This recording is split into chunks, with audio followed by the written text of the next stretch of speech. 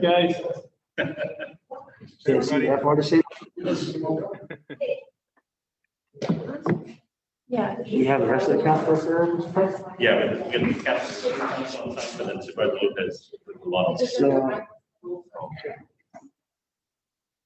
we're at 6 o'clock. Ready to go. So I'll go ahead and call the meeting of the Gonzales City Council for Monday, January 4th, 2021. And we'll start with the Pledge of Allegiance. If you'll all join me, please.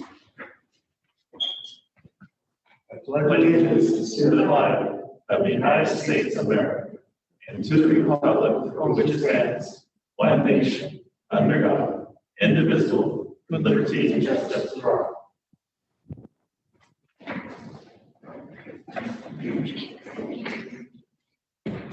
Okay, roll call, please. Mayor Pro Tem Vice Chair Stockman, Present. Council Agency Member De Silva, Present. Council Agency Member Lorraine Worthy, Present. Council Agency Member Paul Miller, Present. Mayor Chair Jose Rios, President. Youth Commissioners Marely Santos, Present. and Aiden Cervantes. Is that it?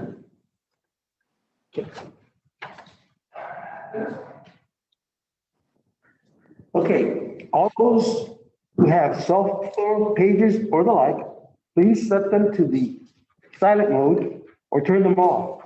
Of course, this does not include or apply to on-duty emergency response personnel.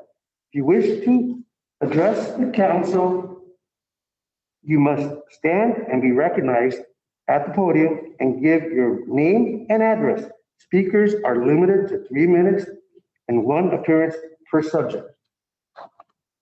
Okay. Important notice regarding COVID-19. Based on guidelines from the California Department of Public Health and the California Governor's Office, in order to minimize the spread of the COVID-19 virus, please do the following. You are strongly encouraged to observe the live stream of the City Council meeting. Address is given. If you choose not to attend the City Council meeting, but wish to make a comment on a specific agenda item, please submit your comment via email by 12 p.m. on Monday, January 4th. Prior to the council meeting, please submit your comments to the city clerk at cityclerk@citygonzales.ca.us. Your comments will be placed into the record in the council meeting. If you're watching the live stream of the council meeting and wish to make either a general public comment or to comment on a specific agenda item as it is being heard, please submit your comment limited to 250 words or less to the city clerk. Every effort will be made to read your comment into the record, but some comments may not be read due to the time limitations. Comments received after an agenda item will be made part of the record of the receipt prior to the end of the meeting. If you attend the city council meeting in person, you will be required to maintain appropriate social distancing to maintain a 6-foot distance between you, yourself, and other individuals, and wear a face covering.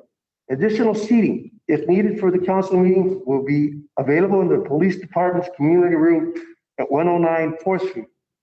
With the exception of the mayor, the council will be participating remotely. As such, all votes will be conducted by roll call. Presentations. Okay, item number 1, presentation. Consider approval of and presentation proclamation number 2020-07, recognizing Maria Orozco. And this is contained from the December 8th meeting. Councilman Funk will be kind enough to read it for me, as unfortunately I have a little bit of limited eyesight. Certainly. City Manager, Mendes, do we need to approve this on the floor? Yes. I'll make the motion, we approve proclamation number 2020-07. A Second. motion? Second. A motion is second. All in favor, please signify by saying aye. Aye. Opposed? Roll call Oh, vote. I'm sorry, I apologize. Roll call, then. Mayor Pro Tem Stefan, Aye. Councilmember Liz Silva, Aye. Councilmember Lorraine Worthy, Aye. Councilmember Paul Miller, Aye. and Mayor Jose Rios. Aye.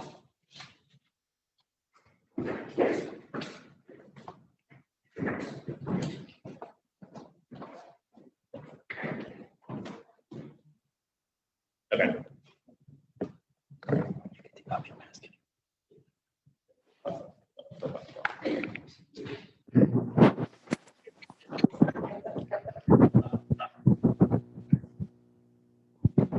So there. All right, proclamation number 2020-07, whereas Maria Orozco served as council member for the city of Gonzales from November 19, 2001 to December 15, 2008, and as mayor pro tem from December 2nd, 2002 to December 6, 2004, and as mayor from November 2008 to November 2020. And whereas Mayor and Councilmember Maria Orozco generously gave of her time and provided selfless efforts as a city council member and mayor in service to the community of Gonzales. And whereas Mayor and Councilmember Maria Orozco served in a dignified, faithful, impartial, and professional manner with the highest level of integrity, honesty, dignity, and accountability. And whereas Mayor and Councilmember Maria Orozco, through her 19 years of service, has served and held the leadership roles in numerous boards and commissions, including the League of California City Cities Monterey Bay Division, Transportation Agency for Monterey County, Mayor Selection Committee Mayor's Association, Monterey Salinas Transit, Local Agency Formation Commission, Homeless Coalition Leadership Council, Monterey County Airport Land Use Commission, Restorative Justice Commission, OEDC Business Development Committee, the Transportation Light Rail Committee, and the Monterey Bay Community Power Agency.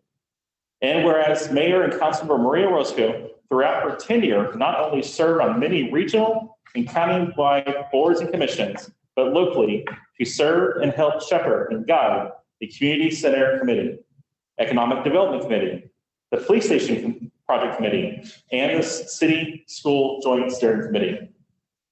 And whereas many of the capital projects accomplishments during her 19 years of service as mayor and council member, including the completion of the industrial park, the construction of the Tooth Bosie Memorial Recreation Center, the completion of the Downtown Street Improvement Project, the construction of phase 1 of the Canyon Creek Park, the construction of a 36-unit and 44-unit multifamily housing projects, improvements and expansion to the city's water and sewer systems, the construction of a new police station, modernizing a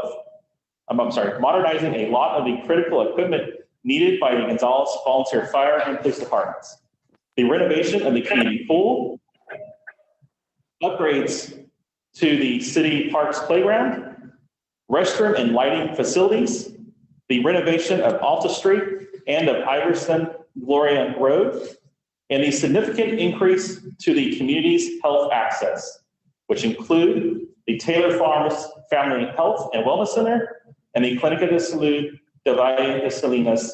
And whereas her 19 years saw many successful programs and initiatives, including but not limited to the implementation of the very successful small business improvement loans and facade grants programs, first-time homebuyer and rehabilitation grant loan program, the strengthening of cooperation with the school district that resulted in the signing of a cooperative agreement and partnership on many programs and projects like the joint use gym, joint finding of a school resource officer, and licensed clinical social worker positions. The development and approval of strong partnerships with the Hartnell Junior College, Cal State University Monterey Bay, and Middlebury Institute of International Studies. The development of a city vision and mission statement, the establishment of the sister city relationship Huatapasco, Pacula, Jalisco, Mexico, the significant expansion of the city's youth recreation programs and services, the establishment of the Gonzalez. Really a lot of walkers. Establishment of the Youth Council, the implementation of a health and all policies framework that had to be that led to the adoption of a health element in the general plan, the successful annexation and expansion of the city's sphere of influence, and the successful management of the city's budgetary resources. And whereas during her 19 years, the city of Gonzales received many awards and recognition, including but not limited to the inaugural 2018 Champion from Children Award from the Monterey County Children's Council, Clean Air Leader Award from the Monterey Bay Air Resources District, Helen Putnam Award for the League of California Cities for Excellence in City Business Relations, 2019 Project of the Year Transportation under $5 million, and 2017 Project of the Year Award of Merit from the Monterey Bay chapter of APWA, 2019 Transportation Excellence Award from TAMSI, 2017 Economic Vitality Award in Government from the Monterey County Business Council, the 2017 Platinum, Gold, and Silver levels, silver levels Spotlight Awards in Best Practice Activities, Community Greenhouse Gas Reductions, and Energy Savings, Public-Private Partnerships Award from the Monterey Bay Economic Partnerships, 2011 Governor's Environmental and Economic Leader Award, and perhaps the award that best exemplifies her 19 years serving on the City Council as a council member and mayor is the City of Gonzales being recognized as one of the 5 communities nationwide awarded the Culture of Health Prize by the Robert Wood Johnson Foundation. And whereas during the challenging 2020 year, as a result of the COVID-19 pandemic, Mayor and Councilmember Maria Orozco, either personally and/or work with the City Council and city staff, has championed and worked very hard to provide assistance to those in need in our community, and especially most vulnerable and elderly population. And whereas Mayor and Councilmember Maria Orozco serves on countless local community efforts and organizations and donates countless volunteer hours to the school sports, the arts, Little League, softball, soccer, and was and is an active participant in a variety of other service efforts too numerous to mention. Now, therefore, be it proclaimed that the City Council of the City of Gonzales hereby extends to Maria Orozco its highest and humblest expression of thanks, gratitude, and appreciation for serving the city faithfully and well, and offer its best wishes for good health, success, and prosperity for many years to come.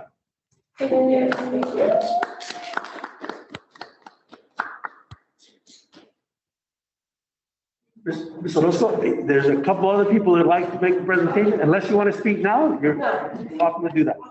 Okay. Supervisor Chris Lopez. Good evening, everybody. Maria, I'm glad to be here with you in this new form that we've all become accustomed to due to COVID-19. I wish I could be in the room with you.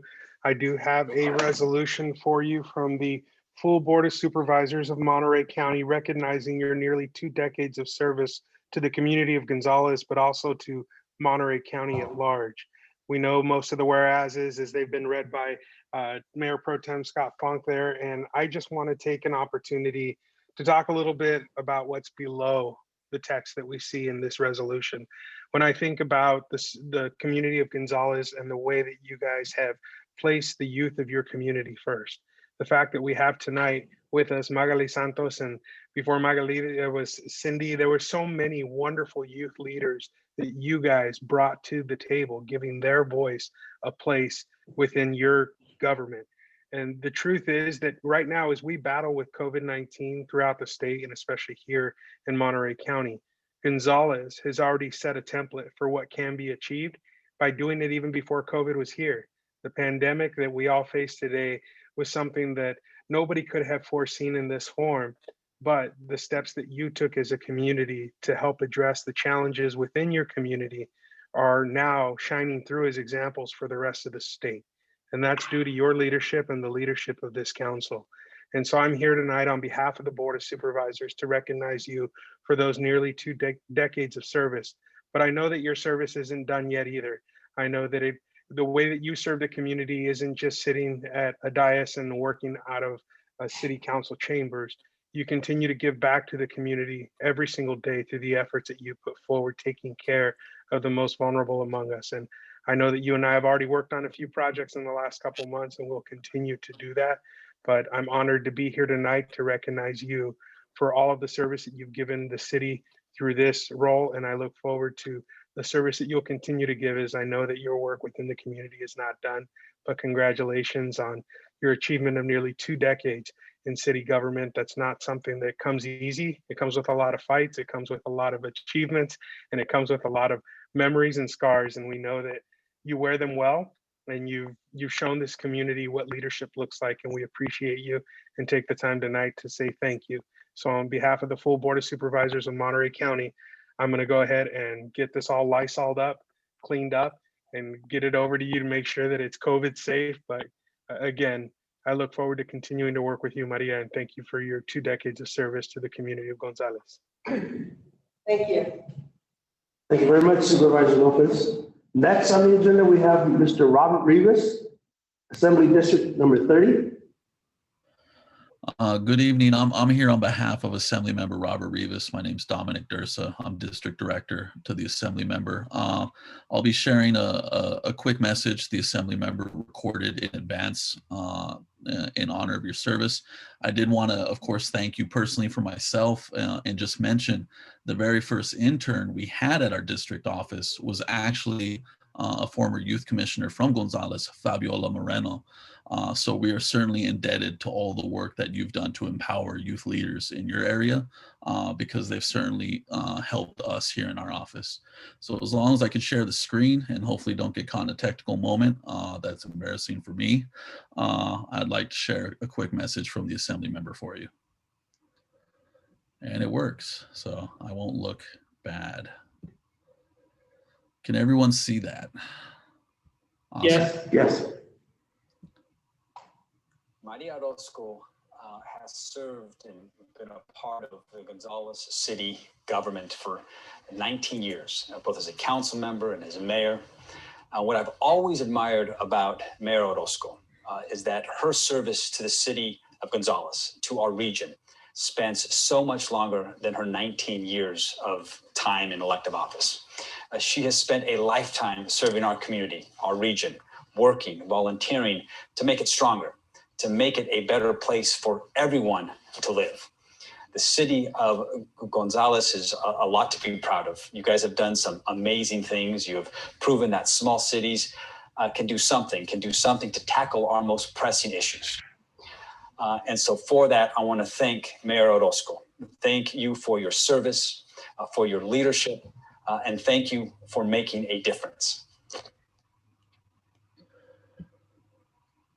So thank you for letting our office share that brief message. And we also joined Senator Caballero, who will have a resolution for you, future date, just like Supervisor Lopez. We'll get it all cleaned up for you. Thank you.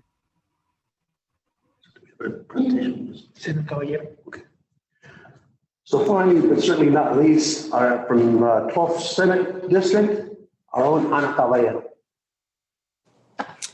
Good evening. It gives me great pleasure to be here with you tonight. Thank you for the opportunity to say a few words. Let me just say that I wish from the bottom of my heart that I could be present with you there to give you a hug and to tell you how proud I am of your hard work, Mayor Orozco. But as was articulated, you know, we're just very grateful to be healthy and to be able to join you as we celebrate your retirement. I was trying to think back, and I venture to say that we have been friends for close to 30 years now. We were children when we met each other, of course, but you know, one of the things that I really appreciate about you is is that you're smart, you're articulate, you're hardworking, and you're a really committed public servant who believes in representing the community and not shying away from really, really tough issues. And I got to know you when you started working for the city of Salinas, and was always impressed with your work. I think we did some incredible things in the city because you were there and you were able to get things done that were very difficult. And, you know, it's not an easy job. Sometimes moving things and making things happen. And you're one of those individuals. I believe Salinas was lucky to have you as an employee for so many years. And the city of Gonzales is tremendously lucky to have you as a resident and also as a leader guiding the city.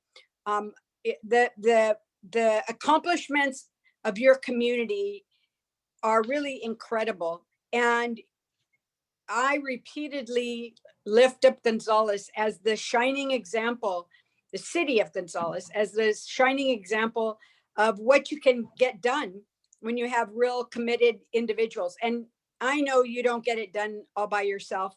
It takes an incredible staff and willing council members as well. But when it comes to internet access for the entire community, Gonzales got it done. When it came to getting access to high quality medical services in the community so that people don't need to travel outside of the community in order to see a medical staff, Gonzales got it done. When it came to the need for youth involvement and participation in the governing process and to have young people listen to, Gonzales got it done. When it came to making major investments in an industrial community, and, you know, we talked about the fact that I wasn't happy that you ended up recruiting businesses from Salinas and then expanded your industrial area. Gonzales got it done. And so I'm really proud of the work that you've been able to accomplish. And as I said, I wish I could be there in person, but know that I consider you a dear friend. I want to continue to have discussions with you about making sure that that Gonzales is on the radar screen and on the map. I have no doubt, as Supervisor Lopez said, that you're going to continue to be engaged and active, and I look forward to our discussions. And it gives me great pleasure to present to you a resolution that's been prepared by the California State Senate, recognizing your accomplishments. And I present you this resolution on behalf of the State Senate and on behalf of me and the State Senate, and also Assembly Member Robert Rivas. Congratulations, and I look forward to working with you on into the future, Maria. I consider this not the official, it's the official retirement, but I expect that we'll continue to have conversations. Congratulations. Thank you. Thank you, Anna.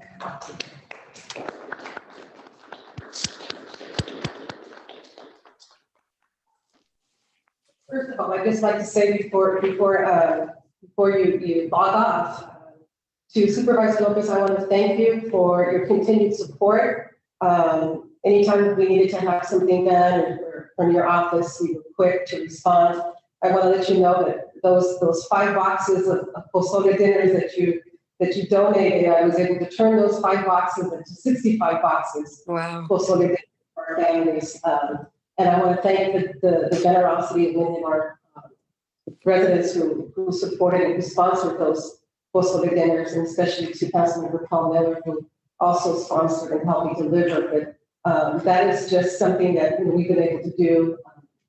Where there's a need and there's a way, we are able to do things like that. And Senator Caballero, Ana, my good friend, you're absolutely correct. I think it was at our quinceañera when we met. But when I found out that there was going to be a Latina Planning Commissioner appointed to the Salinas Planning Commissioner, and it was you, I was so thrilled because it was the first Latina Planning Commissioner, I think, that we that the city of St. Louis is going to have. And I was excited to see the many projects that came forward, and the support that you offered was tremendous. So you go back in the years, you're absolutely right. I appreciate the friendship and your kind words, and also my great friend Juan, who was also very encouraging. Juan Langa, and always very encouraging and very supportive. So I thank you for the friendship as well. And I see Assemblymember Rivas already signed off, but I also want to say thank you to the Assembly member as well. Thank you again, both of you. Oh, there he is. Thank you. I know my 3 minutes are almost up, but I just want to extend that for a few. But first of all, it's been an honor and a privilege to serve the residents of Gonzales. Rene, it's been an honor to serve and to work with you and the city staff, and also with our city attorney. We've accomplished and we have done many great projects throughout the years. I was very happy when we first hired you, and I thought, this is great. We're going to get a bilingual city manager who is going to be able to work with all segments of our community, but especially our Spanish-speaking community. So again, very happy and very proud to see the hard work that we've done and some of the projects that we really worked on, to see how they have come to fruition, especially our clinics and a lot of the other projects that you have mentioned. And I do want to say that, it is through those partnerships and through those relationships that are important for our community, that for me were important, to bring people to the table that had never participated in city government, that always felt that they did not have a voice, and that's our farm worker community. And I was so proud to be able to see that they were finally able to feel comfortable about coming forward and to be involved, and to know that they can also make a difference and have a voice in our community. So again, these are very challenging times with COVID, as have been mentioned. And again, building those relationships with other nonprofit agencies and just working with the community in general has enabled me to really access services to our community. We were able to provide financial assistance to over 200 families who were not able to access any other type of financial services due to their immigration status. And I'm very proud that I was able to bring some assistance to those families. Recently, I was offered 10 Costco credit membership cards to Costco for our families. And the instruction was that they go to those families who were mostly in need. I could have selected so many families that are in need right now, families who are suffering through this very difficult time. We are losing many of our residents to COVID. I just got called yesterday, the gentleman who just passed away. He would come to the food bank on Tuesdays, and I would see him, and it's just it's hard to see that I'm not going to be able to see him. But the numbers are high, and the numbers are high because these are families. These are not just one or two individuals. These are multiple families who live in overcrowded living conditions. So when mom gets COVID, dad gets COVID, grandma gets COVID, and all the kids get COVID. And it is so sad to see that happening. But I do get the calls. Señora Maria, is there any other type of assistance that we can have? I can't afford to pay my rent. Is there going to be any more assistance offered to our families? And it's so hard to say at this moment. We just kind of have to wait. They do appreciate the food distribution sites. Sometimes that's the only meal that some of these families have. And it's just so heartbreaking to see that. As many of you know, I have a small business. I have a small store, but that has become sort of the resource center where people know that that's where they can come and get information. And I'm very appreciative to Rene and to your staff and to Carmen. Sometimes people just need, diapers, and that's a challenge for some of our families who are very limited on their income. Sometimes the food distribution centers, they can't get to because they're at work. So that's also been a challenge. But I will continue to work. I'm not, as Ana did mention, I'm not retiring from being involved and engaged in trying to serve my community. I will continue to be working with these different agencies. I'm proud to announce that I'm now on board for Catholic Charities. So I will be working with Catholic Charities and bringing more services to South County, especially to the city of Gonzales and our other South County cities. But again, I want to thank the staff. I want to thank the community. And I want to thank the council for your support throughout the years. And I will be seeing you around because I still plan to be involved. Thank you very much.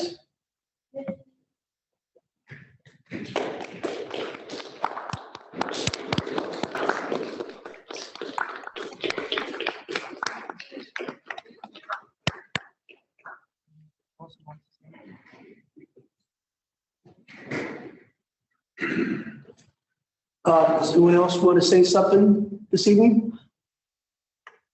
Yeah, Mr. Mayor, if you don't mind, just a quick, couple of things that do want to thank Mayor Roscoe for all of her time.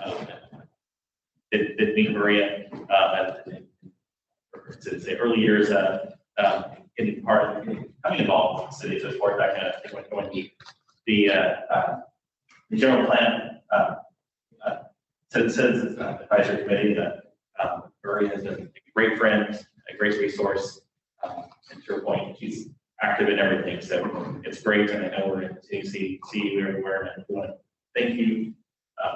Definitely appreciate your friendship. I look forward to continued friendship the next several years, well, next several decades. And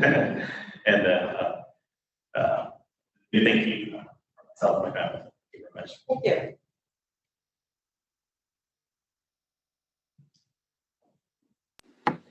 I would just like to take the moment to thank Mayor Roscoe.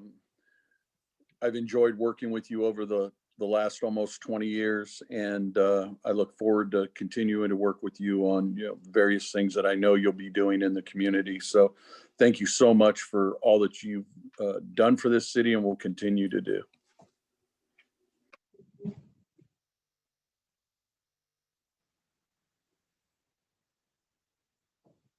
Mayor Rios, this is Liz. Maria, I already sent you a note, and I'll just make it public that I thank you also for your years of service to our community. I do serve with you on another committee at our church, and I'll look forward to seeing you via Zoom on those meetings as well. Best of luck to you in your retirement.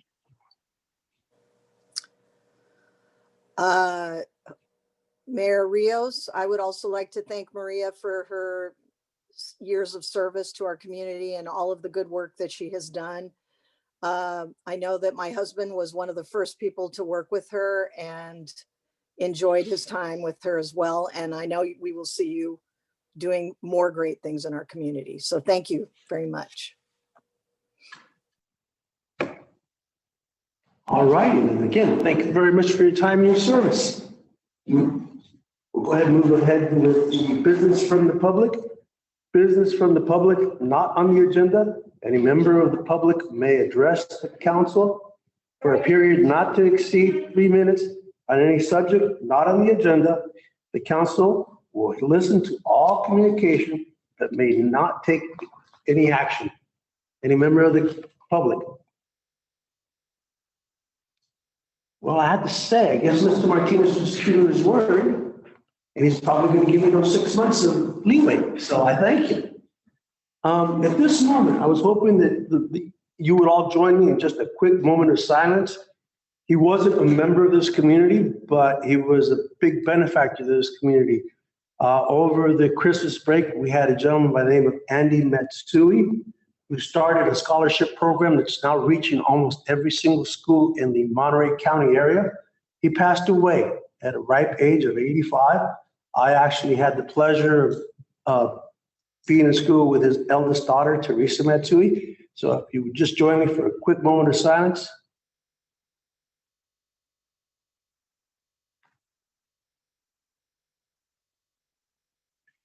Thank you very much. And I'm sure he's up there creating orchids for the good Lord. All righty, we're moving on to the consent agenda. Mr. Mayor, we confirm this is the clerk. I think there might be a comment via email. I'm sorry, I apologize. I'm kind of new to this. Yes, we received an email today, 12:42 p.m. From Roberta Ruiz Camacho, and these are her questions. Number one, I would like to thank Mayor Maria Roscoe for all the years of hard work and service to our community here in Gonzales and San Jose de Totosco. Number two, Mayor Jose Rios, will you continue the relationships with our farm worker community? Mayor Roscoe had an impeccable reputation and relationship with our farm worker community. She was trusted. Number 3, will Mayor Rios continue to collaborate with the city, with our sister city, San Jose de Bosco? Thank you. Roberta Ruiz Camacho with an address of 1505 Champagne Way, Gonzales. This is under the public comment section, correct? Thank you.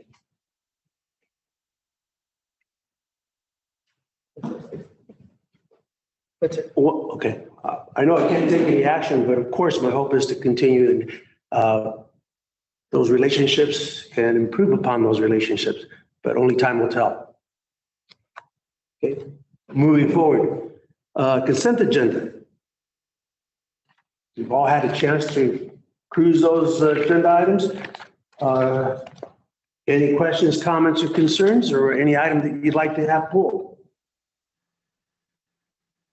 If nothing, I will go ahead and entertain a motion for approval. I'll make a motion for approval. I have a motion to I'll approve. second. Do I have a second? I have a motion and a second. All those in favor, please signify by saying aye. Aye. Motion is carried. Consent agenda is approved. Anyone else? I'm sorry, we need to roll call. I'll get this right by the end of the meeting. Mayor Pro Tem Scarpa, Aye. Councilmember Liz Silva, Aye. Councilmember Lorraine Worthy, Aye. Councilmember Paul Miller, Aye. and Mayor Jose Rios. Aye.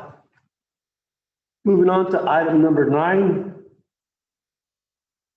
Reorganization of City Council, election of Mayor Pro Tem, Agency Vice Chair. We need to hold an election, so I'll need a motion for Mayor Pro Tem. I make a motion that we continue with our existing Mayor Pro Tem, who is Scott Funk. Do I have a second to that? Second. I have a motion and a second. Okay, we'll go ahead and call for the roll call, please. Mayor Pro Tem Scarpa. Aye. Councilmember Liz Silva, Aye. Councilmember Lorraine Worthy, Aye. Councilmember Paul Miller, Aye. and Mayor Jose Rios. Aye. Congratulations, thanks. Consider forming a committee to plan the city's 75th anniversary celebration for January 2022. Staff report. Mr. Mayor and council members, Mr. Mayor and council members.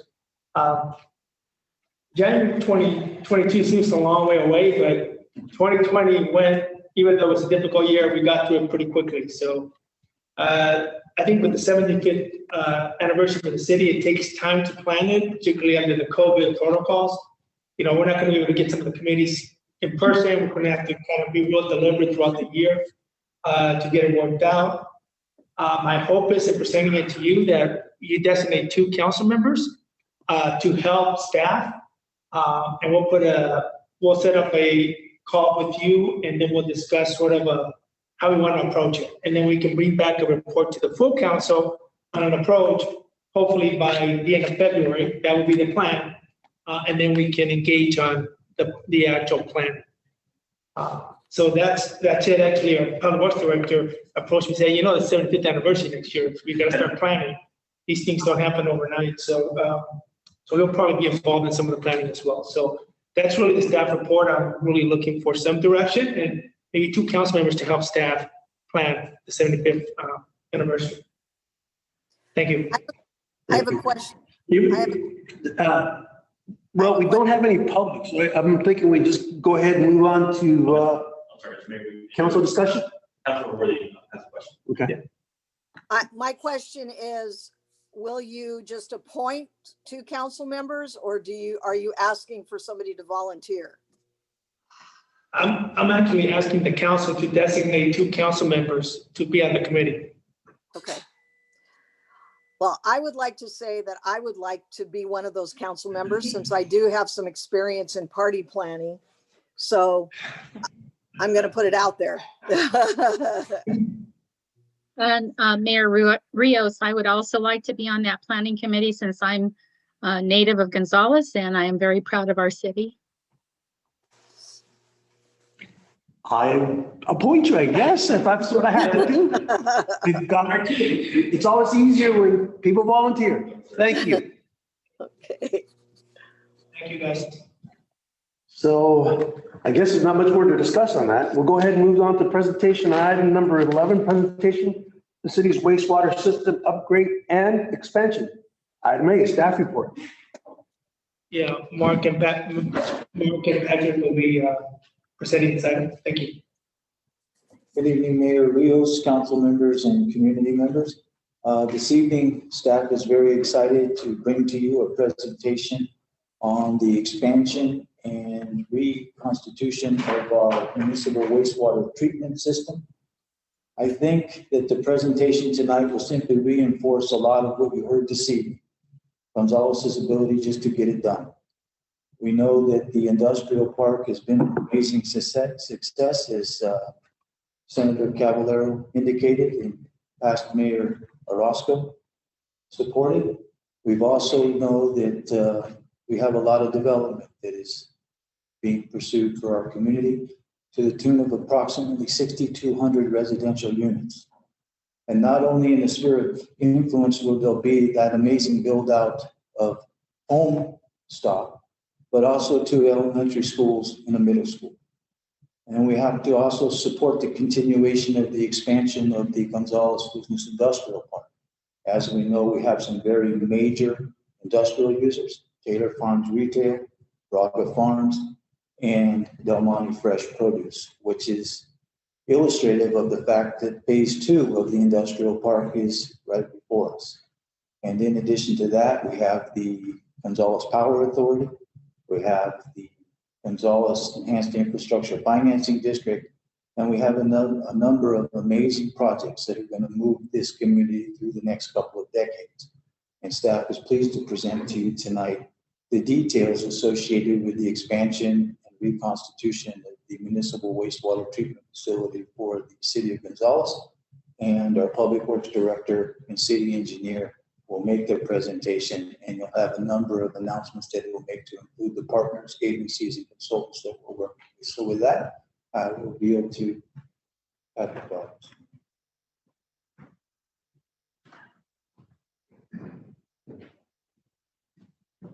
Thanks, Mark. Mayor Rios, council members, this is a progress report where we are on expanding the wastewater treatment system and also improving the wastewater treatment plant that we have today.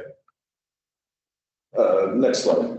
So I guess as a bit of an overview, I mean, this is what I'm going to step through, but we've been working on this. I mean, I've been involved with the city for the last 6 years, and we've been working on increasing the capacity, wastewater system capacity in those 6 years, but we are continuing to ramp it up. And I think this year will be the year of wastewater as we move into delivering the first component of expanding the wastewater system. So also, this is my little overview. So I'll spend a little time on the background, and then I've got some recent efforts to date, including coordination with the regional board in San Luis Obispo. We have a chart in here that we've developed over the last several months, what we believe are projected sewer demands as we look to expand the industrial business park and also bring on the development within the sphere of influence. And working with our team, and I'll get to that, and we've developed this phased approach that I'll step through. And then lastly, some highlights on our work plan this calendar year and the following calendar year. So next slide. So let's see. All right. So we operate the wastewater system under a permit from the regional board in San Luis Obispo, and currently, it's 1.3 million gallons a day, and we're operating at 1.1 million gallons a day. The treatment facility itself is at the Salinas River, 2 miles west of Alta Street, of course. The city's been sending the wastewater flows there since the 1950s, and over time, we've done periodic expansions. There was a major expansion in the early 80s, more work done in the mid 90s, and then the last work was actually 14 years ago, and that's resulted in our 1.3 million gallons a day permit. We have consultant studies have been prepared over the last several years. looking at what improvements would be needed at the existing plant, where were the choke points along the way that we would have to work on to expand. And then one of the last ones was actually the Sphere of Influence Wastewater Master Plan by Kimley Horn, and that was presented to the council 2 years ago for approval. Let's see,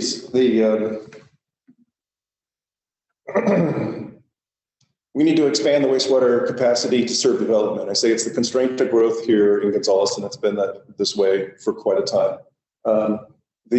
Mark alluded to it, that the growth of the industrial businesses generate an awful lot of egg wash water. And, right now it's on the order of 70% of our wastewater is egg wash water from the different facilities within the business park. It's a rather significant percent. And then the last thing is the need to improve our existing treatment plant. One of the challenges with the plant, one of the primary challenges is this combined flow of domestic sewage and then the industrial egg wash. So the industrial egg wash comes with an awful lot of cleaners and sanitizers and other things. And when there's a food safety concern, that just gets ratcheted up. And the typical regime is, they have their processing during the day, and then in the evening there's a cleaning cycle, and on Sunday they actually do a deep clean cycle in these. And over the last several years, we've been working with the industrial facilities to do a better job of monitoring their what's in the water, the chlorines and the cleaners and things of that nature. And we've been able to, improve the performance of our treatment plant. All right, next slide. So some of the recent things. Our recent efforts, Mr. Dobbs, I had a absolutely. Quick question. Go ahead. What from the industrial waste causes the most damage? Is it the cleaners or is it the Clorox or the disinfectants? So, by and large, the chlorine from the cleaners that they use when they do their sanitation cycles. And so that, the process, and then Maria's absolutely jump in with any questions along the way. Don't hold them till the end. So the treatment plant uses a biological process. So we have a pond system. It takes a fair amount of land, but we have it, and it's a rather inexpensive way to treat wastewater. But when we disrupt the biological process by basically killing it with the cleaners, it takes quite a while for the plant to basically come back into balance and to recover. And so I'll get into a little further as to what we're doing and the path forward on this. But it's definitely the cleaners that come down the pipe from the industrial park that would greatly impact the performance of our existing plant. So over the last 4 or 5 years, we've been coordinating with the regional board. What are the steps to increase our capacity? And we've had in-person meetings down in San Luis Obispo. They've come up and visited the treatment plants on a couple of occasions. We've been holding phone calls and other coordination. We actually have a follow-up phone call with them tomorrow afternoon. So we're coordinating quite closely with the regional board on this. The second bullet under that is, we operate under this permit, and in order to go beyond our current capacity of 1.3 million gallons a day, the requirement was to submit a long-term wastewater management plan. This was actually prepared by, we engaged Dudek on the order of 3 years ago in the spring of 2018. They compiled a number of consultant studies that have been prepared all the way back to the general plan of 2010. That was compiled into a long-term wastewater management plan and submitted to the regional board August of 2018, as you can see. It was further supplemented a little bit later, and you'll hear a little more about, but we came out with a recommendation to have a separate dedicated ponds and disposal fields for this egg wash water to basically, separate it from the domestic flows, because it actually requires, or it's easier to treat by separating it. So another thing that we've been doing over the last couple of years, and I touched on it already, is working with our industrial facilities, Taylor Farms, Del Monte, Braga, doing a better job just understanding what's in the wastewater as it comes. It can be heavy in solids, biological organic material makes it hard at the plant, and it can be quite high and quite serious to treat. So we've been doing there's been a fair amount of coordination with those 3 entities in the industrial business park. Let's see, another one, no, I took it.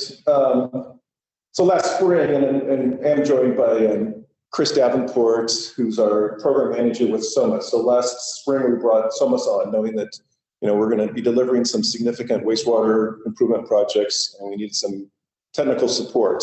And Chris Davenport comes to City Hall every other week. We work, in between those times.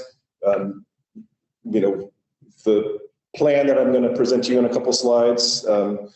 Chris developed with Mark and myself, and basically using the information that we had out of our technical past studies on this. So Chris is here on the Zoom meeting.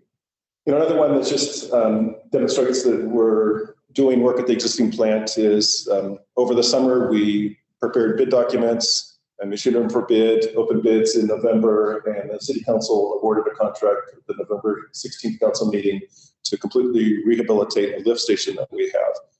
The pumps had been in there 15 years. They had started failing. We couldn't get the support we needed because it was out of Kansas City.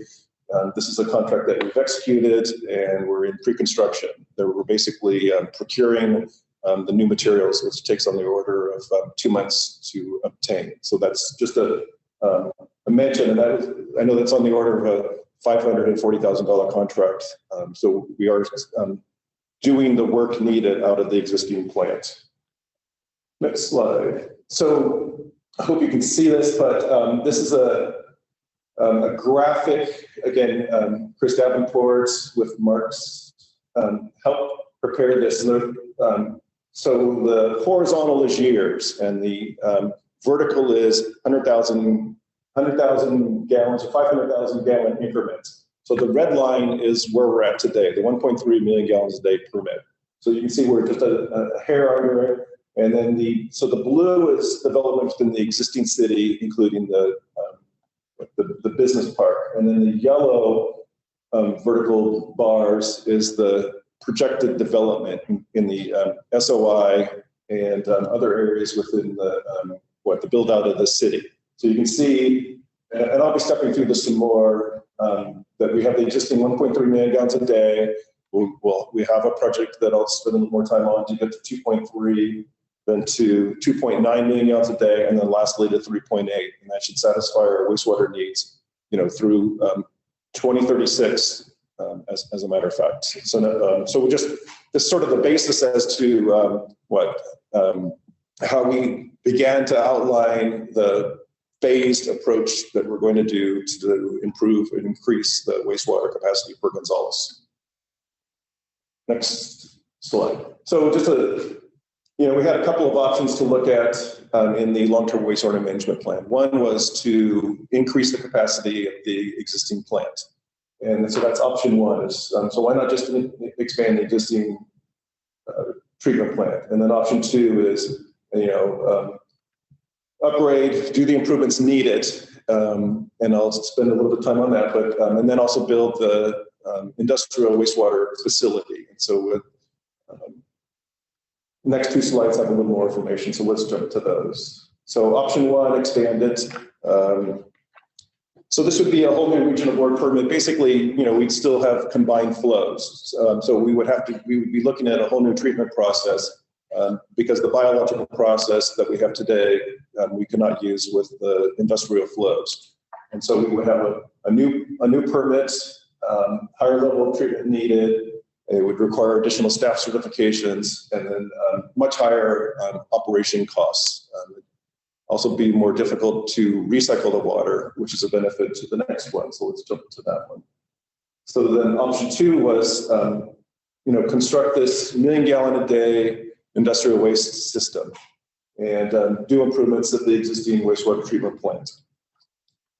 So the city has 50 acres, the city owns 50 acres just east of the existing plant. So we own the site. It's currently under farm leases. But so we own the land, and this definitely came out through the long-term wastewater management plan and huddling with the regional board that this was the preferred way to go for a number of reasons. And one was, by separating flows, and I talked about this a little bit, is so easier to treat separately. The regional board supports this because in the future we will be recycling the egg wash water, and a lot easier to recycle it through that dedicated plant. And the thought is that we will recycle it, and it'll be used for irrigating the fields in that vicinity. This is a lot quicker to get a permit and cheaper to do, so this was selected. We came before the council October 2019, approved a contract with Dudek for the preliminary design of our industrial wastewater facility. The final design contract was authorized at this last October council meeting. And so we're at on the way to 60% design on this industrial facility. Next slide. So these next handful of slides sort of step through our phased approach to increase the capacity from the 1.3 to the 2.3. You'll see the numbers, but up to 3.8 million gallons a day. So phase one, expand the capacity by an additional million gallons a day. So get up to 2.3 million gallons a day. And so we're in the 60% design phase of separate industrial. Per schedule, we will be out to bid this summer, separate contracts for the conveyance, the pipeline work from the business park up to the treatment plant. And then the second contract will be the treatment facility itself. These are basically two different kinds of prime contractors. You have an underground contractor for the pipeline work, and then a site, more of a general contractor for the site work for the treatment facility. So we'll be doing this under two different construction contracts. We will fund this with state revolving fund, low interest loan. We're considered disadvantaged community, so we don't have, we don't have to score or compete for this. It does require that we do some additional CEQA analysis, and that was a contract that was authorized by the council. And we're doing what's referred to as CEQA Plus. And so that's being completed right now, as a matter of fact. And, with out to bid in the summer, the treatment facility takes a little more than a year to construct. We're per schedule complete this by 2023. We're hoping we get it completed in 2 years' time by the end of 2022. But for talking purposes, let's just say, at some point in 2023. And then the good thing by expanding up 1 million gallons a day, this will provide for significant residential development, up to 3,500 homes within the sphere of influence area. That includes the schools that Mark mentioned. So really good step there. Next slide. So also still on phase 1A is improvements at the existing treatment plant. We did several years ago, we did some sludge removal. It was on the order of $700,000. There's 8 ponds out there. It basically operates in 2 trains, 4 ponds in each train. And we remove the sludge from the first 2 ponds in those trains. We have more sludge to remove, and there's a requirement by the regional board to line the ponds, basically to protect the groundwater. And then lastly, increase the aeration. And so we've got sort of old school aerators out there, and I'm going to come before you in an upcoming meeting with a proposal to have a pilot program with new technology that they refer to as nano aeration that will greatly increase the air out into the treatment ponds. So I think I already mentioned the increase or the ability to do this with 3,500 homes.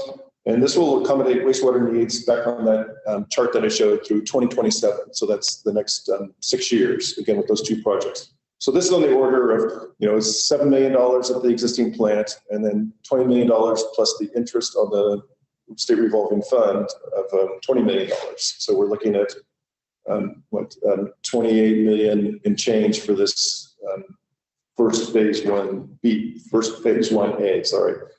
So now next slide. So now the next step was, there you go. Patrick, Nope. Patrick, this is Liz. I'm sorry to interrupt. No, absolutely. Excuse me, I have a quick question with regards to one of the things you said early on in the phase 1, and that is with regards to, you mentioned something about the treated water would be then available to irrigate some of the crops in the fields close to the treatment plant. Will that water be tested to ensure its food safety before it is utilized as such? Yes, absolutely.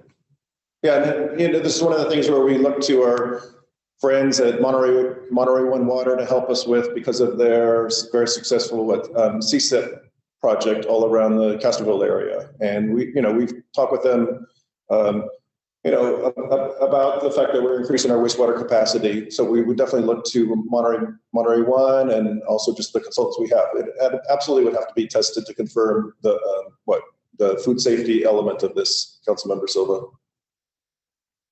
Dobbins? Yes. But the water we're talking about that we're going to reuse on ag land is really only going to be the water that's going to come from the industrial part of the wastewater, which is going to be basically, for the most purposes, chlorinated, clean water that's coming off the Validad processors. Is that correct? That's correct. So, in building on your comment, Mayor Rios, it's easier to recycle the ag wash water because it doesn't have the pathogens that are found in domestic sewage. All right, so 1B is, so after we do the improvements, we build the 1 million gallon a day facility, we do the $7 million of work at the municipal treatment plant that we have today. We would negotiate with the regional board to increase our permit. This is a low-cost administrative effort, but we need to basically demonstrate, okay, these improvements that we do, we're protecting the groundwater, we're meeting the permit limits, and increase by another 600,000 gallons a day to get us to 2.9 million gallons a day. And so that would accommodate growth through 2031, so 10 years from now. So, and then the next one is, and this is I don't know if it's the big lift, but in order to accommodate all of the Sphere and other developments within the existing city to get to 3.8 million gallons a day is, we would be changing the treatment process at the domestic facility. We would be, this is where we would be adding the recycle of the ag wash water, and that's a $10 million project or element of that. We'd be installing, the conveyance and lift stations here in, Gonzales to get the water out to the treatment. So this would be pipelines to serve, if it's the Puente del Monte project on the south side of the sphere of influence, and also just the Vista Lucia's built up on the north side of the SOI. And then we would be hiring additional public works staff to operate these facilities. This would have accommodate growth through 2036 and a significant cost of the order of $49 million, funded primarily with impact fees, and in in the order of 80% by impact fees. So then really my last slide is the work plan. So this is just, so number one, we're under contract with the lift station projects. This is one of the elements to improve the existing treatment plant that we have. So that's under contract right now. Been reviewing contractor submittals. We have a pre-construction meeting scheduled in 2 weeks, and by May or early June, we'll complete this project. Number two and number three is, as you heard, is so finish the design and begin construction on the industrial waste, the pipeline and the treatment facility. Number four is initiate an industrial pretreatment program. we need to increase the monitoring that goes on and really bring in more monitoring for additional beyond just Taylor Farms, Braga, and Del Monte. And the typical is get down to 25,000 gallons a day as an additional discharger and making sure it's screened and they're monitoring their wastewater, things of that nature. Number 5, develop a capital improvement program. What is it going to take to get the information, the details on the pipelines, the lift stations to serve the sphere, and also phase 2 and 3 of the industrial business park. And then, and then begin design on these improvements is the last item. So I will be coming back before the council. We wanted this as sort of a broad overview, but I'll be coming back before the council and the next meeting regarding some technical support services on item 1, the lift station, some construction management and design support during construction. At some point, probably in the spring, I'll come before you with the pretreatment program. But, again, an awful lot of effort and serious, if it's significant cost impact to deliver these projects to serve future development, proposed development. So that's my presentation. I'm ready for questions. Council, does anyone have any questions for Mr. Dobbins?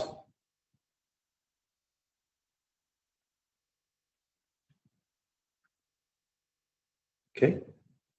Doesn't sound like we have any questions for you, sir. You did a really good job. Thank you very much.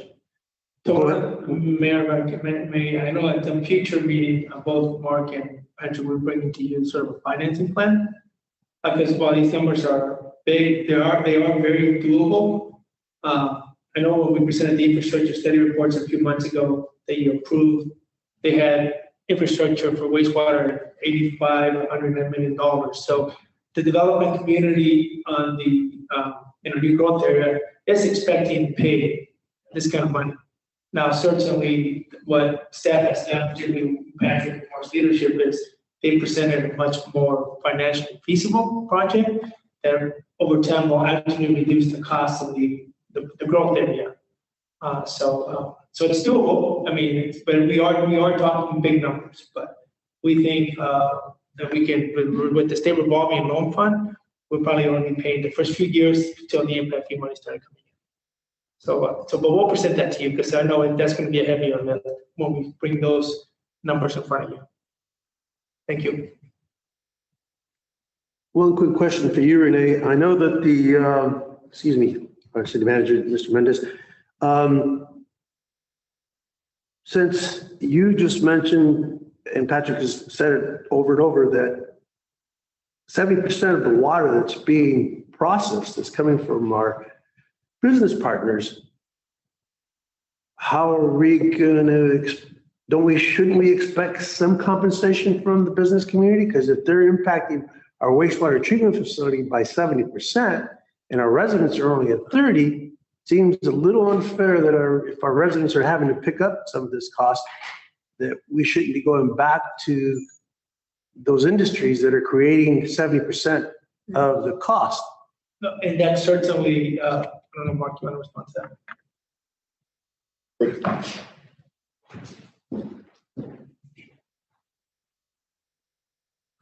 Yes, Mayor Rios, directly to your question, staff assessed that comprehensively, and as we'll recall, our 2 major industrial partners made major contributions economically to the city to support the impacts that they put on the current facility.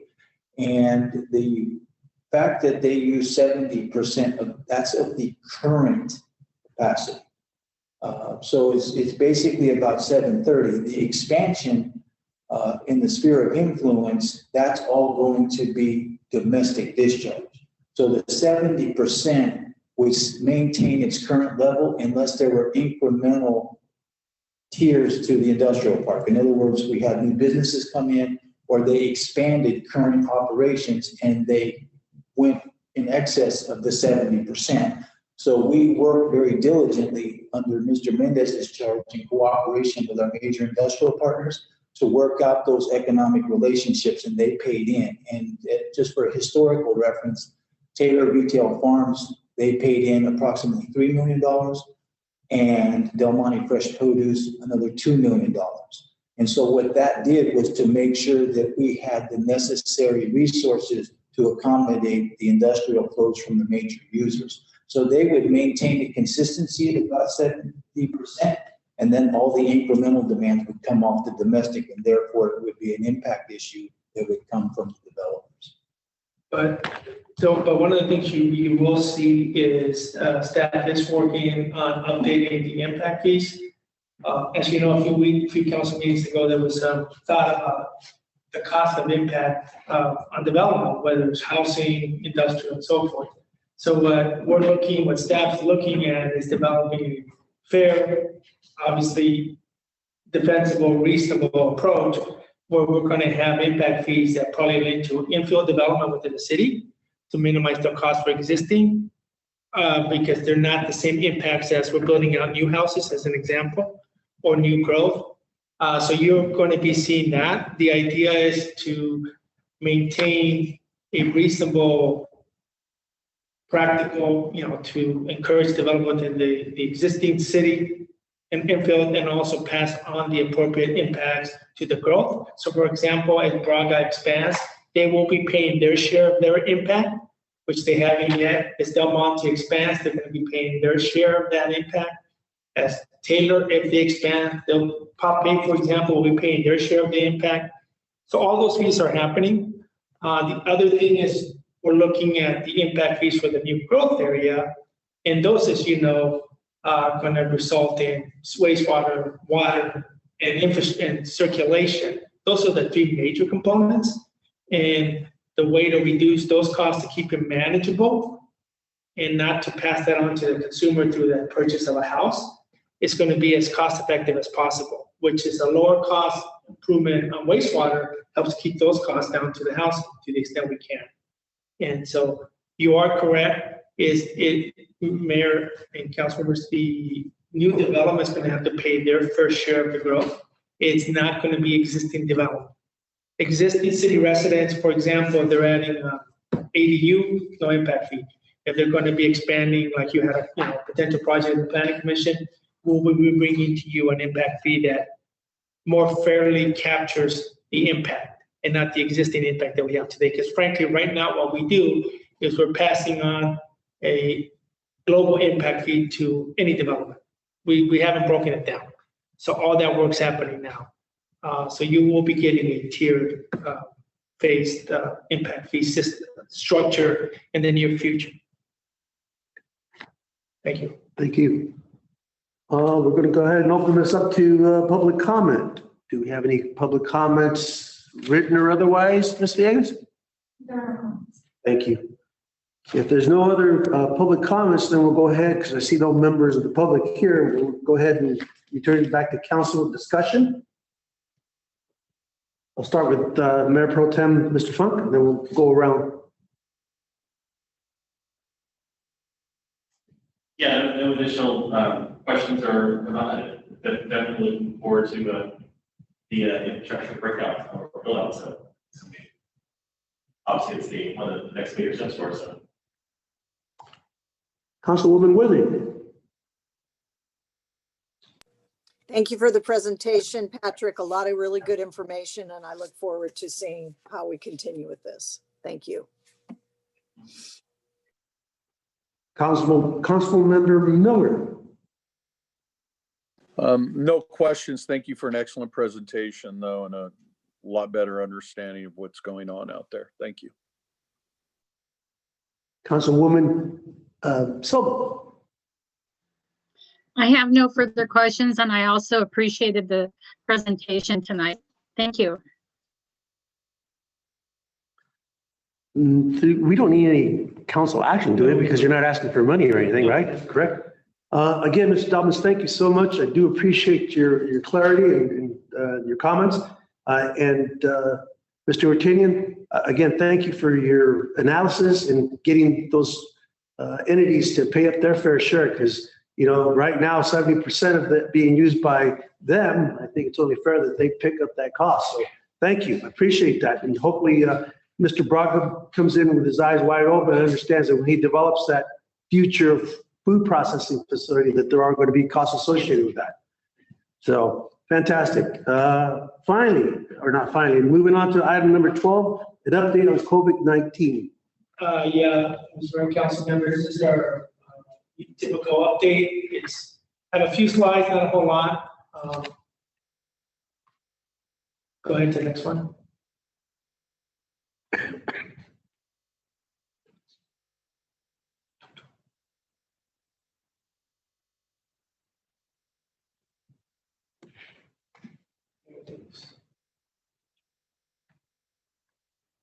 So I'm going to provide a quick update on the data existing. Then our fire chief, we updated you on the existing order, the rollout of the vaccine for first responders. We do have some information on that.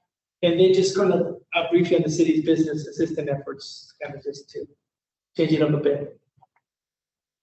So no surprise, our numbers have continued to go up. We've almost approached 1,000. 1,000 people in our zip code have been diagnosed with COVID, are recovered. But as our numbers are going up, obviously the recovery doesn't happen as quickly. So your active cases are going up significantly. We've had some significant increases, and I just broke it out based on, early October, November, December, and today, as opposed to putting all the numbers together. So again, we keep updating the information to the public as best we can, answering questions. But at this point, it's sort of the same thing that we've been discussing. You guys, the council had a real good discussion with our health director at the last council meeting, and we still have sort of a lot of the same issues. I know that Carmen's been working with our community health workers, so we are getting a lot of information out there as folks are leaving for Mexico. We're reminding them, and we're trying to encourage you folks to try to delay that as much as possible when they start coming back. Some of the issues that we're going to encounter there, but at this point, our numbers continue to be what they are. They continue to go up. So we are working with the county, so we'll be reaching out to you, Mayor, and a few others to maybe increase a little more messaging this month. But that's kind of what we're at. So. I mean, I said, we've gone from 290 active cases to over 900. We've gone to, active cases 57 to over 500, and total cases 200 to over 900. So we have the numbers we're no different than every other area in the state for the most part. I don't know, I think our fire chief is on. Can you sort of give a quick update on the current status of the health order and the vaccine rollout? Chief? Yes, I'm here. Good evening. Can everyone hear me? Yes. Okay, so as kind of was alluded to earlier, we're going in the wrong direction in a lot of ways. The current health order that has been in effect for the last several weeks is going to remain in effect until our region's ICU capacity, we're in the Bay Area region, reaches 15%. As of today, it was hovering around 8% capacity. So we've got a long ways to go before we are out of this stage of restrictions. I continue to get calls almost daily from businesses, the business community, looking for guidance as they have employees that either have become infected with COVID-19 or have been exposed to someone with COVID-19, and they're just looking for what they should do next, if they can implement any other changes or policies to try to limit the spread within their workplace. So I continue to work with them the best I can on that and give them the information that I have available on that. As it pertains to the vaccine, the first doses were delivered or were administered to first responders in Monterey County on last Saturday, January 2nd. There are several vaccine clinics planned over the next month, all for first responders. They're going to take place on Saturdays. Myself and 3 others from the fire department will be getting our first dose of the vaccine this coming Saturday, the 9th. And we're encouraging all the firefighters to go and get vaccinated as these opportunities arise. I spoke with the people from the Office of Emergency Services today on the conference call. I expressed to them the need for more access to the vaccine, that Saturday clinics in 3 or 4 places through the county are not sufficient if they want to get all the first responders vaccinated in a timely fashion. So they say that plans are in the works to increase that access for us in the first responder community, but the limiting factor is staffing. They just don't have the people to be able to staff these vaccine clinics. So they're going to continue to work on that. We're going to continue to do the best we can to try to get all our people vaccinated as quickly as possible and hopefully start turning the corner. So if there's any questions. Jason, I have a question. Yes, go ahead. My question is, and this may be something that Renee can also address. There seems to be a stigma connected to having COVID. I know that we're supposed to keep it quiet. It's supposed to be, people are not supposed to know who has it and all that. And I wonder if that has some kind of bearing to what is actually, how people are feeling about it. Because I personally don't think it's something that somebody should be ashamed of having. Does that make sense what I'm asking? I know we're supposed to keep it, people are not supposed to know who have it and all of that sort of thing. And I just kind of feel like it almost makes people feel more uncomfortable about this illness. I think I understand what you're saying, and yeah, you're right. You know, a person's private health information is protected, you know, by several state and federal laws and things like that. So, you know, obviously we can't share that information, nor would we want to share that information with anybody else. But people that do have it are reluctant to come forward with that information as well. I mean, Right. we hear it from our patients when we respond to the calls, but you know, from the community at large, yeah, it is pretty much kept pretty quiet. And Yeah. you know, I just think it's part of the fear of this virus, and yeah. I don't know. I just wonder if that contributes to making people feel more isolated about it and more uncomfortable about it. And, you know, it's just one more aspect that I just have been thinking about and wondering about. So it's just something I wanted to ask. Okay. Okay. Thank you. If I may contribute some information, Councilwoman Worthy, with our rental assistance, we are seeing, or more and more folks are calling me and letting me know that they are either COVID positive or their family has just had a few members infected or are just coming out of the quarantine. So more and more folks are reporting it. However, when we have asked if they're willing to share this story with the public or even do a video locally for folks to reduce that stigma, they definitely feel like they they're shy to do that because they do feel like they are targeted or they fear retaliation or stigmatized. So they are reluctant to share their stories. Although, you know, when they share with me that they are COVID positive or just came out of quarantine, they do it in a confidential manner. And obviously I keep that, again, their information is protected.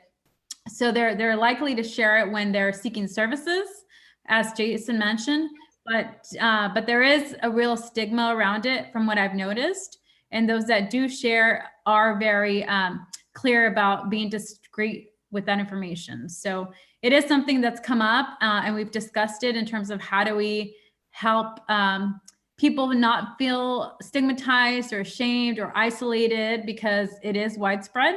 So I think you're bringing up a really good concern and something that we should think about as a community as to how to support folks who are, you know, ill or have been ill rather than making them feel more isolated or stigmatized because unfortunately they've been, you know, either infected or somebody in their family has been infected by the virus. Exactly. And I think that it's important for people to realize that, you know, they shouldn't be ashamed. I mean, there are so many people that have gotten it or are ill at this point. And I just don't want people to feel that way. I think it's, you know, I've been around people that said that they'd been around somebody who had tested positive, and, you know, I'm just always trying to be aware and proactive, but I just think it's important for people not to feel that way. So anyway, it was just something I thought should be brought up. Thank you, both of you, for that information. Any other questions for me? Well, Mr. Lucia, I'd like to ask a question. I'm wondering why we're not including, I know that obviously your department's the first responder, but in most cases, those are our police officers. How many parties do they have to go to break up that someone may or may not be, you know, have an active COVID? And I'm speaking from personal experience. I have a family member who's in law enforcement and unfortunately got COVID, and he's going through all the turmoil of, you know, loss of taste, fevers, et cetera, et cetera. And I'm sure he got it not by wanting to be there, but having to be there. And I'm thinking of how many officers we have here, and we already have limited resources. I'm hoping that, you know, we can somehow get them included in those first set of shots. So go ahead, Chief, you want to respond to that? Yeah, just real quick, the priorities for who gets the vaccines are set by the state. That's set at the state level. They divided it into tiers, and that's the way they've decided to make the distribution to the fire departments and to the EMS providers. The EMS transport people are first. I know that law enforcement is really, really close on the list behind us. In fact, I believe they might actually be included in this tier in Monterey County. I'd have to double check and see. I don't know if Chief's on, but if he got the email from the county that was giving the locations and the times of the clinics, then law enforcement's also included on this. But if they're not included in this round, they're coming up right around the corner very soon. Yeah, that's correct. I know the chief's going to be on several calls this week about that. But the police departments are going to be rolled out very soon. There's going to be some other challenges with employees as part of what the cities and organizations are going to have to work through employees that don't want to get the vaccine. That's a real reality. How's that for us? But that is a reality that we're going to have to be dealing with. So we'll be working through the bargaining groups on that. And we're not the only city in that. I mean, I know that some fire departments have tried to deploy the vaccine, and it hasn't been as widely received as you would have thought from first responders that are dealing with this on a daily basis. So that's an issue that we'll be discussing more with the council in the near future, because it's going to be a real. My hope is, I mean, Jason did talk about our paid firefighters. They're only going to get the vaccine, which is good. Hopefully, that's where we end up.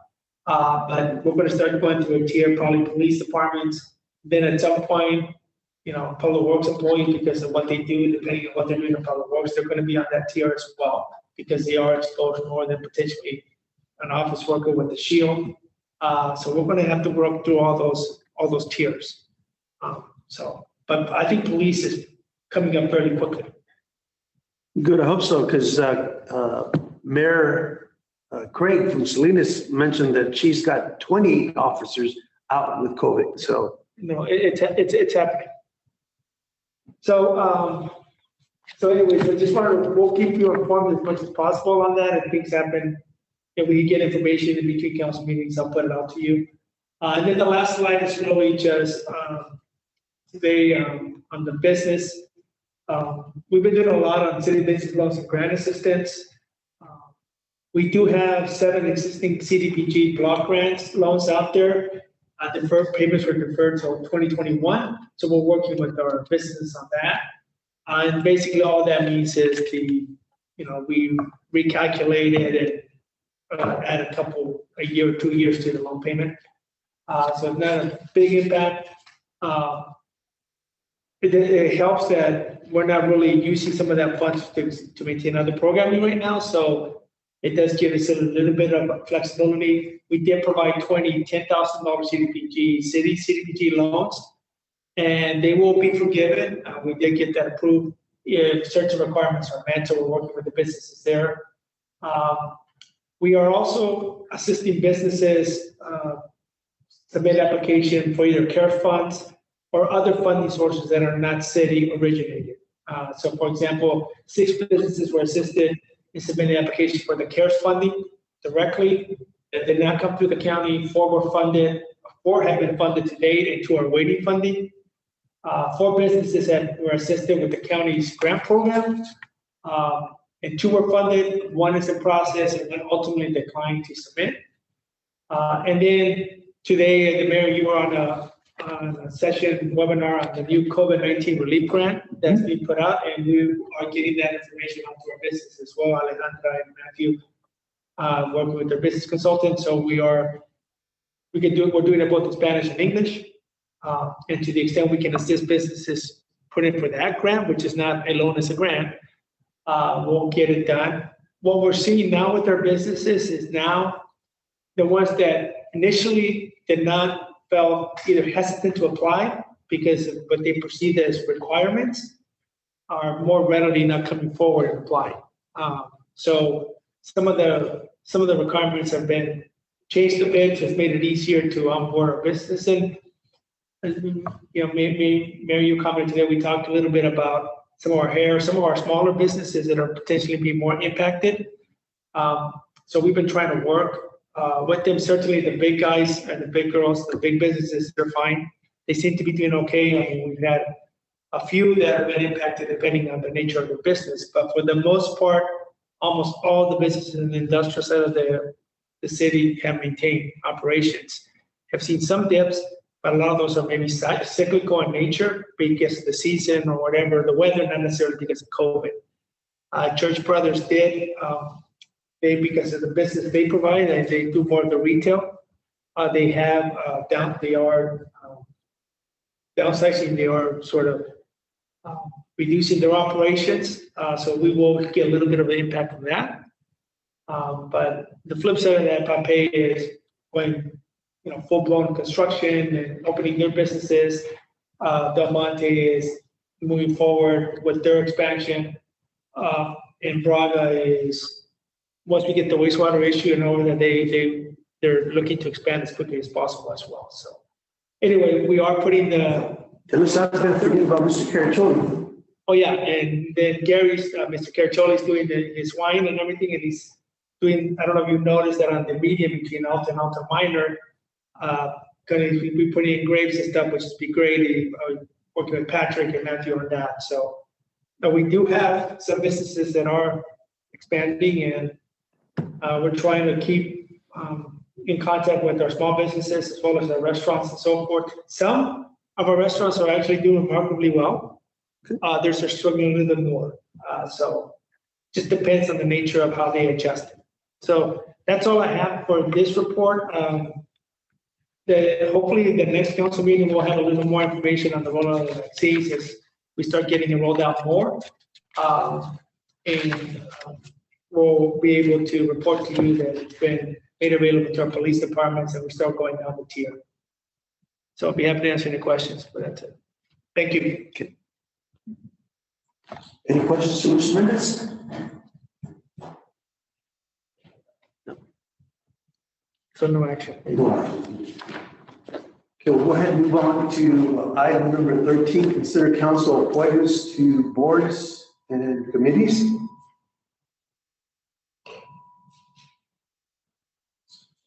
So, Mr. Mayor, Councilor, since this is our annual where you get to consider the appointments to different committees, we provided you the list of the current appointments and the current alternates. Since we only have one change in count and the mayor's suite, there's no really need to reshuffle anything, but ultimately it's up to the mayor and the council and they will notify the appropriate agencies, and then they will onboard you as necessary. Thank you. So if there's no concern, I'd like to keep everything as is. Unless there's someone that definitely wants to get off a committee or get on a committee, let me know now, and if not, we'll move forward. Is everyone okay? Mr. Funk, you're good with your current? Okay. Councilman Worthy? Yes, Mayor Rios, I just wanted to make a note that TAMC is meeting on Wednesday, and I know that Mayor Roscoe was originally on that committee, and I just want to make sure that you will be attending that meeting on Wednesday. I shall be attending that meeting on Wednesday. Okay, perfect. Thank you. Thank you. Councilwoman Silva, any concerns or comments? Are you good? I'm good with what my appointments as is, but I was going to ask, is there any thought about adding a representative from Gonzales to the Water Sustainability Committee? Or I think there's such a thing in the county. And I think Mr. Miller and I both kind of serve ad hoc on the SOS 101 committee. It's south of Salinas 101, the corridor, and as they're trying to make improvements between Salinas and eventually Gloria Road.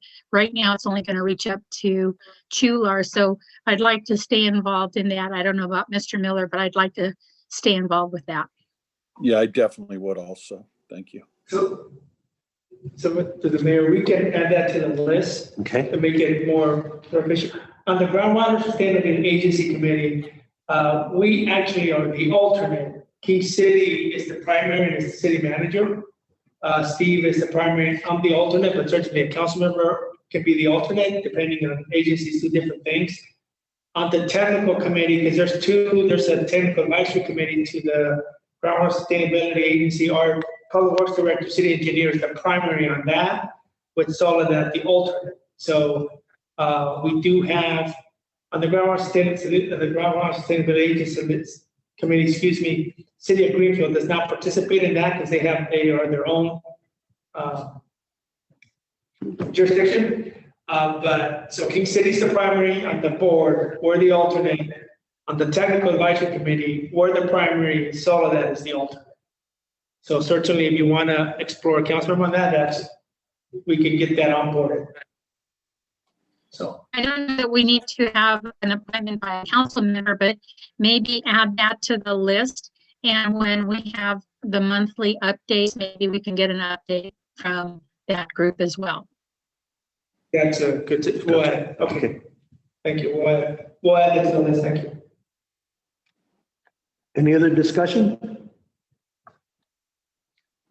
Okay, then we'll go ahead and start with oral communications. And again, I will start with Mr. Funk and work our way around.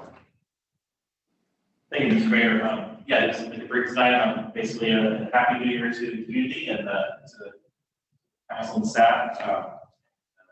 Yeah, things are moving smoothly, as smooth as possible in Gonzales. And definitely want to encourage folks to be the COVID stipulations of warnings and wear your mask as much as possible. Even around your yard, etc., making minor interactions with neighbors and so forth is extremely important. With that, thank you very much. Councilwoman Worthy. I just want to say thank you to a couple of folks. First of all, to Patrick Dobbins. I've asked for a couple of things that some of our residents have asked about, and he has been on it, him and his group, his staff. And I just want to say thank you, Patrick, for getting some of these things done that we've talked about in the past. I also want to just say one more time, thank you to Blanca Sanchez, Sarah Sarmiento, the Gonzales Rotary, Coach Berlanga, Coach Daniels, and Ronnie King, some of the other folks who've helped out with the food bank, the third and fourth Friday of every month. You've all been so helpful, and we thank you so much. And I also want to thank the residents. You have just uplifted me every time I'm there helping out. It is amazing to see how we all care so much for each other in our community. And then one more thing I wanted to ask about, and that was the RVs in town. So I'm just going to bring that up again. I know we've talked about it in the past. There are many of them out there. It's still kind of scary when you drive around and you see all these RVs, and sometimes you can't see the traffic that's going back and forth. So I just want to bring that up one more time. I know we're working on it, but I do want to bring it up again. And that's all I have. Thank you. Happy New Year to all of our residents. On that subject, I'll bring a report back to the council at the next, on that, I'll bring a report back to the council at the next council meeting. Because there's Very been good. some work done.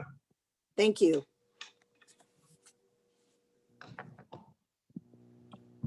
Councilwoman Sullivan. Thank you. Happy New Year, everyone. I'd also like to shout out to the Public Works Department. I know I've shouted out to them before, but they always react when there's something out there, and they continue to do so under very stressful situations. Just again, reiterating what I've done for the past few meetings, just to remind our community, we need to remain following all the protocols for COVID.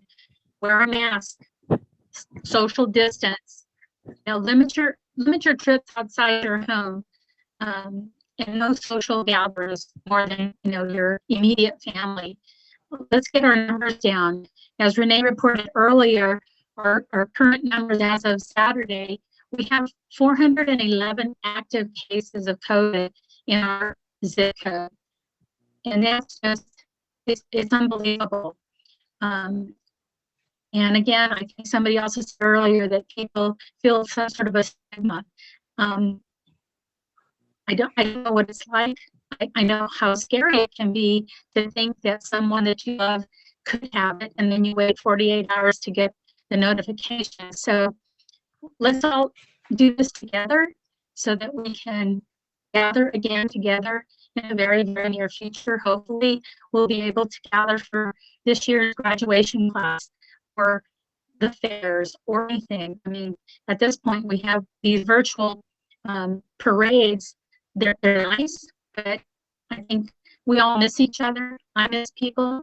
I miss meeting in the council chambers.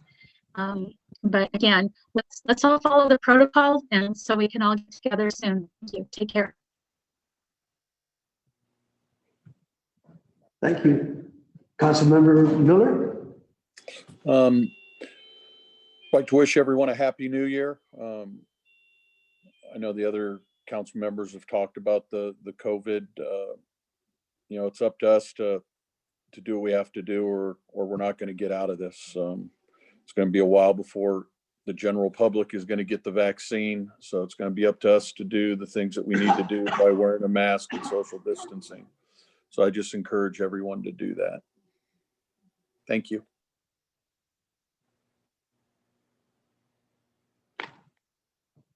Thank you, sir. One thing I'd like to comment to the rest of the council, and I do hope the next time staff puts together an event like this, and I'll be honest with you, I was a big naysayer.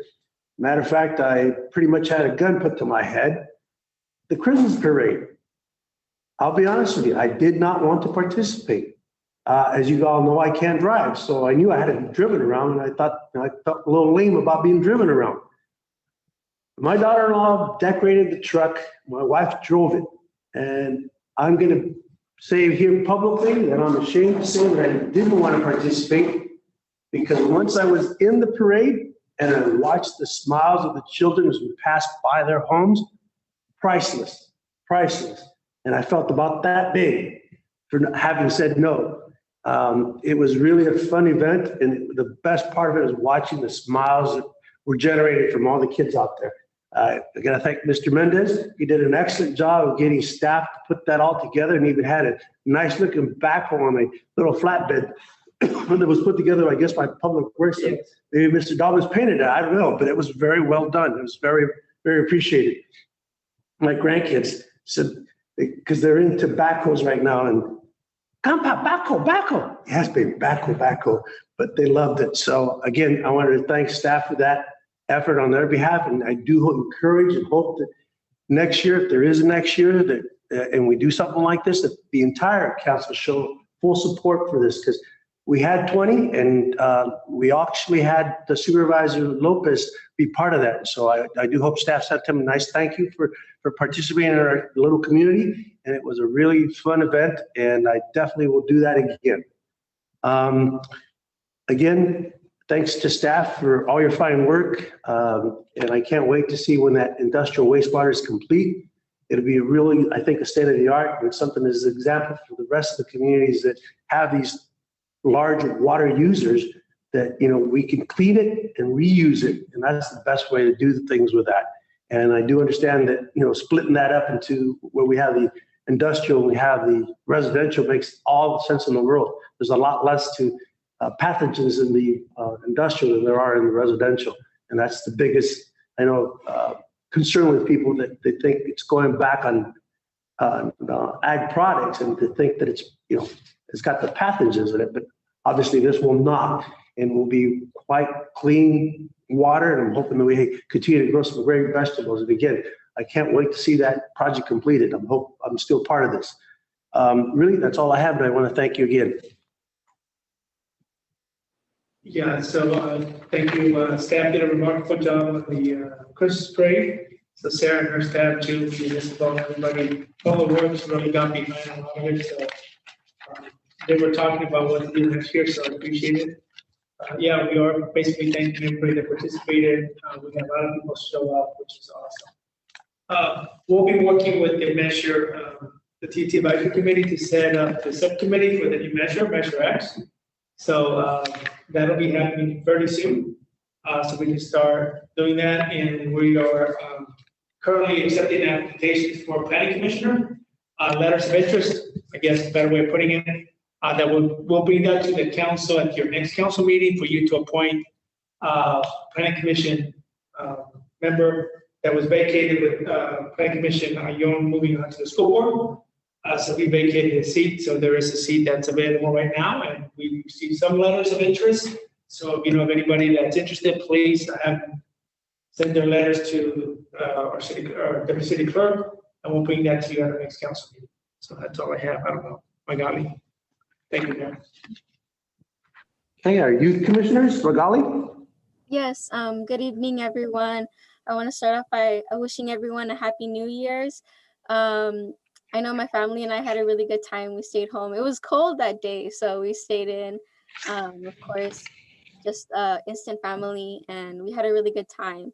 On behalf of the GYC, we have been, throughout this break, we have been spreading messages through our Facebook page and also our Instagram page. One that sticks with me is Christmas was near or is near, but COVID is still here, by one of our GYC members, Alexa Hernandez.